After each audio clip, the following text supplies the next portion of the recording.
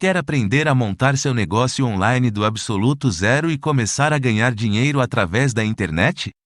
Acesse o link no primeiro comentário fixado. E do ponto de vista do cérebro de uma pessoa com TDAH, o que o cérebro tá fazendo ali? Porque eu imagino que tudo que a gente tem no nosso cérebro é o nosso cérebro tentando se defender de algo, né? Até deixa a depressão também, é um sistema ali que tá rolando que ele tá tentando se defender de alguma coisa. O TDAH tem alguma lógica? Tem sinais claros. Dentro do cérebro? Sim. Isso não é... Algumas pessoas perguntam assim, eu já expliquei isso nas redes sociais, como é que funciona o cérebro de um TDAH, e as pessoas falam, como é que eu faço esse exame no meu filho? Esse exame não é feito no seu filho e nem você TDAH adulto. Esse exame ele é feito em testes, em estudos científicos, e aí sabe-se que o cérebro do TDAH ele trabalha dessa forma que eu vou dizer agora. Como funciona? Nós temos uma região da frente, né, falando uma linguagem bem mais leiga, não vou falar bem literalmente, mas a região do córtex pré-frontal é a região que lida muito com a questão da cognição, né? Cognos, que é o conhecimento, ou seja, você aprender algo novo. Um exemplo que eu gosto de dar é o seguinte, por exemplo, geralmente a gente tira a carteira com carro manual. Aquele carro 1.0, aquele Celtinha lá 1.0.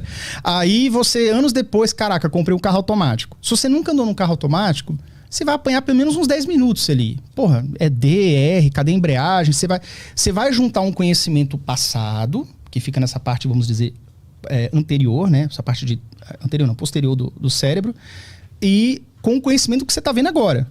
Que é, beleza, eu tô num carro, eu sei que se eu apertar o freio, ele freia. Se eu apertar o acelerador, tem que ser devagar. Não posso pisar com tudo, porque senão ele arranca. Você já tem esse conhecimento prévio. Mas você tem ali uma questão da sua memória operacional trabalhando, assimilando conhecimentos novos junto com os conhecimentos antigos, fazendo com que você aprenda a dirigir um carro automático rapidamente. Para que isso funcione bem, essa porção do córtex pré-frontal ela tem que estar bem abastecida com um dos neurotransmissores bem conhecidos e bem presentes, que é a dopamina. Via de regra, pessoas que têm TDAH, elas têm a dopamina tônica abaixo, essa produção ela é abaixo, né? A dopamina tônica é aquela que é produzida um pouco gota a gota ao longo do dia. É para que a coisa funcione minimamente. A dopamina fásica, que é aquela quando você está diante de algo que você gosta pra caramba, que você tem muito interesse, você pula, quer fazer logo, aí ela eleva-se a níveis praticamente normais. O problema está nessa fase tônica, que é 90% do tempo. É por isso que muitas pessoas com TDAH, pais com filhos TDAH geralmente percebem isso e falam assim, pô, mas como assim? Esse menino é o rei do videogame. Ninguém bate nele no Street Fighter. Eu era muito bom de Street Fighter 2, entendeu? Então, lá no Super Nintendo, quando eu jogava, eu acho que eu batia em quase todo mundo ali da rua, né? Mas, pra isso eu tinha muito interesse. Pra isso eu ficava até de madrugada, se ninguém me desse um freio jogando. Aquilo ali, dopamina fásica, recompensa imediata. Prazer imediato ali, chegando pra você. Agora, quando você vai fazer uma tarefa desinteressante, aprender um conteúdo novo, você já não gosta muito de matemática. E aí você tá aprendendo função do segundo grau pela primeira vez. Você não tá entendendo nada. Tem um X agora. Não é só número, tem uma letra ali. Putz, que merda é essa? Ah, não, quer saber? Eu vou jogar videogame.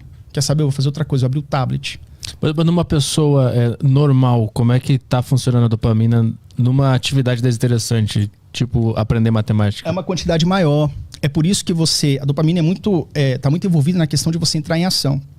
De você ter uma motivação suficiente para você entrar em ação. Então, é aquilo que eu falei. Uma criança neurotípica, aquele exemplo que eu falei do menino que chega 14 horas... Ele quer jogar videogame, que é muito mais legal. Mas ele sabe que tem obrigações também. Então, na hora que ele tá ali jogando videogame, já passou 10 minutos, ele sabe que se daqui 2 horas a mãe dele chegar e ele não tiver feito alguma coisa, o pau vai comer. Então ele fala, não, cara, beleza, minha responsabilidade aqui... Às vezes não precisa nem ter esse temor da mãe, né? Às vezes é uma questão de autorresponsabilidade mesmo, ele consegue alternar entre essas tarefas. E aí ele vai, para e sabe o que tem que fazer. Não é apenas você entrar em ação no sentido de você parar de fazer o que é interessante, o videogame, para você fazer a tarefa de casa. Mas também entra nessa questão de você alternar tarefas a qualquer momento. Então, por exemplo, às vezes a criança, ela demora para iniciar, alguém que tem TDAH, demora para iniciar o estudo de alguma disciplina, e aí ele começa a estudar aquela matemática e de repente ele começa a entender que, então o X, aí o que está dividido multiplica e tal, uma funçãozinha ali e tal. Pô, eu tô gostando disso aqui. Aí ele vai e fica ali, digamos, mergulhado no hiperfoco. Então, ele pega uma tarefa que é desinteressante, no transcorrer da atividade, ele começa a aprender, começa a ficar, pô, legal isso aqui, tô gostando disso aqui, Tô aprendendo a fazer isso aqui. Ele começa a criar gosto. Quando ele cria gosto, aquilo motiva ele. Com a motivação, você eleva a dopamina. Então, o menino que tem muita resistência para iniciar, o ímã positivo que não consegue se aproximar, de repente ele gosta, aquilo começa a mudar a polaridade. E aí ele gruda naquilo. Também é um defeito. As pessoas falam... defeito assim, é uma dificuldade. As pessoas falam sobre hiperfoco como se fosse uma coisa necessariamente positiva. E não é. Porque às vezes se você hiperfoca numa coisa, mesmo que seja boa... Cara, gostei de matemática, gostei de fazer função do primeiro grau. O cara fica só fazendo aquilo e esquece de fazer a tarefa de português, que também era para amanhã, que tinha que entregar amanhã. Então, essa dificuldade em alternar atividades é muito presente no TDAH também, e essa regulação dessa dopamina tônica, dessa presença dessa dopamina tônica em maior ou menor nível, dependendo da atividade que a criança ou o adolescente ou adulto esteja em contato, essa variação também causa esses sintomas e, por consequência, possíveis prejuízos. Então existe uma baixa fabricação de dopamina. Fabricação, digamos assim. Ela tá rolando em muito baixa escala ali. Mas quando surge um videogame, ela também compensa pro outro lado. Compensa. É tipo uma bipolaridade da atenção. Como se fosse isso, se fosse botar... Que a gente está falando aqui para pessoas que tem pessoas que entendem muito a fundo a questão do TDAH e pessoas que estão querendo manjar. Então, acho que quando você tem o primeiro contato com o tema, é interessante a gente explicar assim, entendeu? Uma bipolaridade da atenção, obviamente isso não existe, tá? Mas a gente está falando... Mas, entendeu? Eu acho que fica fácil das pessoas entenderem. Então, é como se fosse assim, é uma atenção meio selvagem. É meio fora de controle, tá? Então é uma coisa crônica. Uma coisa crônica do tipo assim, não é só quando você tá acordado, até quando você dorme, né? Então tem vários estudos científicos que comprovam que pessoas com TDAH dormem mal. Tem um sono REM mais leve, menos agitado.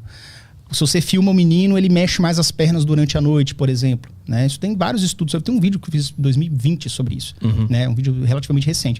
Então, assim, agora pensa. Aí o TDAH, de modo geral, ele vai viver nessa situação e ele vai entrando nessa bola de neve. Que, por exemplo, só esse exemplo do TDAH ter o sono ruim por padrão. Não muito bom. O menino já tem dificuldade de prestar atenção. A sua atenção sustentada é ruim. Na escola, ele prefere fazer palhaçada, conversar, ficar fora de hora. Não filtra direito o que ele tem que fazer com relação ao que a professora pede. Enfim, gera consequências negativas na escola. Então ele já tem dificuldade de concentrar e ele já teve uma noite ruim. Qualquer ser vivo que tem uma noite ruim, ele vai ter um dia bosta no dia seguinte. Então agora imagina você sempre dormindo mal, sempre tendo um dia ruim no dia seguinte e ainda com TDAH nas tuas costas, como se fosse uma pessoa de 100 quilos nos teus ombros, assim, atrapalhando teus movimentos, entende? Então, de uma maneira bem fácil, bem rasa, assim, bem resumida, é mais ou menos assim que funciona o dia a dia, né?